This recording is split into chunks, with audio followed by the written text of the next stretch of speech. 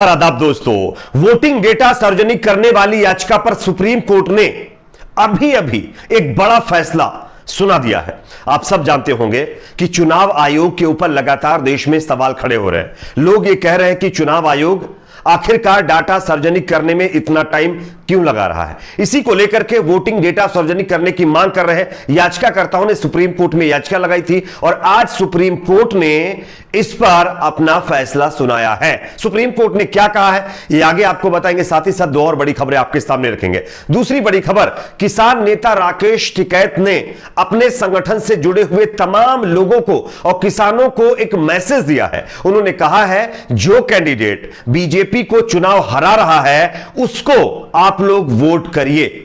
आगे राकेश टिकैत के बयान को सुनाएंगे। साथ ही साथ बाबा रामदेव की कंपनी पतंजलि को एक और बड़ा झटका लगा है। बाबा रामदेव की पतंजलि कंपनी के दर्जनों और प्रोडक्ट्स फिर एक बार सवालों के घेरे में आ गए हैं, जिसके चलते उनकी मुश्किलें बढ़ गई हैं। किस तरीके से आगे इस पर भी जानकारी देंगे, उससे पहले एक छोटी सी रिक्वेस्ट आपसे करेंगे दोस्तों, इस वीडियो को ज्यादा से ज्यादा लाइक करिएगा। आपका एक एक लाइक हमारी मेहनत का फल होता है। चैनल पर नए हैं तो सब्सक्राइब करिए, बेल आइकन को प्रेस करना ना भूलें। और हां, एक रिक्वेस्ट जो हम बार बार करते हैं, आप हमारे चैनल की मेंबरशिप जरूर जो है लीजिए, इससे हमारी आर्थिक सहायता करने में मदद करें। चलिए बात करते हैं पहली खबर की। सबसे पहले स्क्रीन पर यह खबर देखिए, वोटिंग डाटा सार्वजनिक करने की मांग कर रहे याचिकाकर्ताओं को सुप्रीम कोर्ट से एक बड़ा झटका लगा है।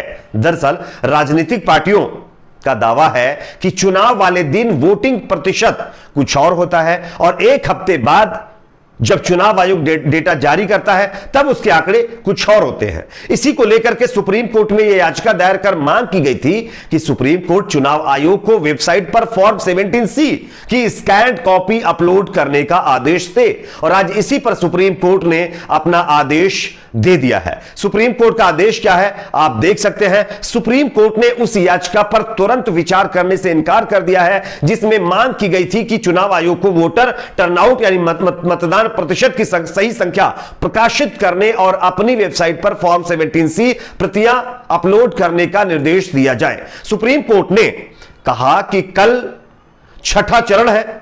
हमारा मानना है कि इस मामले की सुनवाई चुनाव के बाद होनी चाहिए, यानी कि अभी भी यह मामला खत्म नहीं हुआ है। चुनाव आयोग हालांकि तुरंत सुनवाई से इनकार जरूर कर रहा है, लेकिन इस छठे चरण के मतदान के बाद इस पर सुनवाई हो सकती है। आगे देख लीजिए, यहां पर चुनाव आयोग की तरफ से जो है इस मामले को काफी ज्यादा गहराई से संज्ञान में लिया गया। चुनाव आयोग की तरफ से स्पष्ट तरीके से कहा गया कि भाई मामला जो है वो काफी सेंसिटिव है, इसलिए इस मामले की सुनवाई जरूरी है। लोकसभा चुनाव के बीच कई राजनीतिक दलों ने वोटिंग आंकड़ों के जो है में गड़बड़ी के आरोप लगाए हैं। राजनीतिक पार्टियों का दावा है कि चुनाव वाले दिन वोटिंग प्रतिशत, जैसा कि मैंने आपको बताया, कुछ और होता है और एक हफ्ते बाद आंकड़ा कुछ और आ जाता है। इसी को लेकर के सुप्रीम कोर्ट यह आदेश दे, लेकिन अब सुप्रीम कोर्ट ने यह कहा है कि जल्द हम इस पर आदेश नहीं दे सकते, छठे चरण के बाद इस पर सुनवाई हो सकती है। ऐसी खबर सामने आ रही है। देखना यह होगा कि अब इस पर क्या होता है। अब दूसरी खबर की बात करेंगे जो कि यहां पर सामने आ रही है दोस्तों।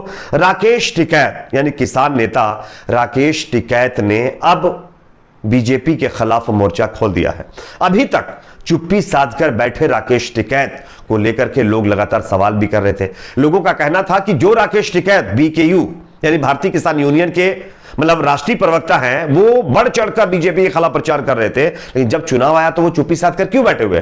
तो उसके तुरंत बाद राकेश टिकैत का बयान सामने आ गया। राकेश टिकैत ने बीजेपी को जबरदस्त झटका दिया है। किसान नेता राकेश टिकैत ने गुरुवार को लोगों से अपील की है कि वो ऐसे उम्मीदवारों को वोट दे जो केंद्र की सत्ता पर काबिज भाजपा सरकार के प्रत्याशी को हरा सके। भारतीय किसान यूनियन के प्रवक्ता राकेश टिकैत ने यह भी आरोप लगाया कि मौजूदा चुनाव भारतीय जनता पार्टी नहीं बल्कि पूंजीपतियों का एक ग्रुप लड़ रहा है, क्योंकि पूंजीपतियों के एक ग्रुप ने देश पर कब्जा कर रखा है। 19 अप्रैल यानी 19 अप्रैल से शुरू हुए संसदीय चुनाव में अब तक 5 चरणों के मतदान कंप्लीट हो चुके हैं। 10 राज्य और केंद्र शासित प्रदेशों समेत यूपी, हरियाणा, दिल्ली, पंजाब और बिहार, हिमाचल, उड़ीसा, झारखंड, पश्चिम बंगाल और चंडीगढ़ में 100 से ज्यादा लोकसभा सीटों पर 25 मई 2024 यानी 1 जून को वोटिंग होनी है। और उससे पहले राकेश टिकैत ने अपने एक्स अकाउंट पर यानी सोशल मीडिया पर पोस्ट करते हुए बीजेपी के खिलाफ मतदान करने के लिए अपने लोगों को कहा है। अब देखना यह होगा कि इस पर कितना नुकसान बीजेपी पार्टी को होगा। वैसे बीजेपी अक्सर आप लोगों ने देखा होगा किसानों को किस तरीके से मतलब सड़कों पर मतलब लाने का काम किया, और साथ ही साथ किसानों ने जब अपनी मांग रखी तो उसको भी नहीं माना, जिससे किसान काफी नाराज हैं और इसका असर भी देखने को मिल रहा है। पंजाब, हरियाणा, उत्तर प्रदेश जैसे राज्यों में किसान लगातार बीजेपी का विरोध कर रहे हैं। अब तो बिहार के अंदर भी, दिल्ली के अंदर भी किसान बीजेपी नेताओं को काले झंडे दिखा रहे हैं। हिमाचल प्रदेश में भी काले झंडे दिखाए गए हैं। पश्चिम बंगाल में मिथुन चक्रवर्ती का भी विरोध किया गया है। तो यह अपने आप में दर्शाता है किस तरीके से बीजेपी नेता अब घिरते हुए दिखाई दे रहे हैं। और अब भारतीय किसान यूनियन के प्रवक्ता राकेश टिकैत का यह बयान अपने आप में काफी अहम माना जा रहा है। अगली खबर की बात करेंगे जो कि यहां पर सामने आ रही है दोस्तों। पतंजलि, बाबा रामदेव की कंपनी पहले से ही सुप्रीम कोर्ट के अंदर फंसी हुई थी और अब एक और बड़ा झटका लगा इसको। किस तरीके से खबर देखिए, पतंजलि की एक और गड़बड़ी सामने आई है। एएससीआई ने 26 विज्ञापनों को बताया भ्रामक। दरअसल advertising standard council of India यानी एएससीआई ने बुधवार को जो अपनी सालाना रिपोर्ट दाखिल की है वो चौंकाने वाली है दोस्तों। एएससीआई की रिपोर्ट में पतंजलि के 20 से अधिक प्रोडक्ट जो है सवालों के घेरे में आ चुके हैं।